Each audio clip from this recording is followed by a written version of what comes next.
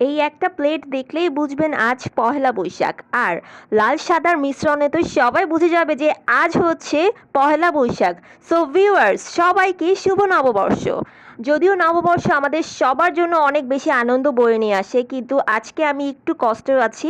কারণ হচ্ছে আমার ছেলেটা একটু অসুস্থ, তার অনেক জ্বর। আমি কালকে রাতে ওকে নিয়ে ডক্টরের কাছে গিয়েছিলাম, টেস্টও করিয়েছি। তো আমার ছেলের অবস্থা খুবই খারাপ। আর এর মাঝেই আমি ঘরের সবার জন্য, আই মিন আমার আর আমার হাজব্যান্ডের জন্য ছোটোখাটো একটা আয়োজন করেছি। সো সবাই তো দেখতেই পাচ্ছেন অলরেডি। বেশি কিছু না, যা ছিল হাতের কাছে আমি তাই দিয়ে আজকে আমাদের নববর্ষটা সেলিব্রেট করার চেষ্টা করেছি। তো প্লেটারটা সুন্দর করে আমি সাজিয়ে চিন্তা করলাম যে একটু ভিডিও শ্যুট করেই নেই।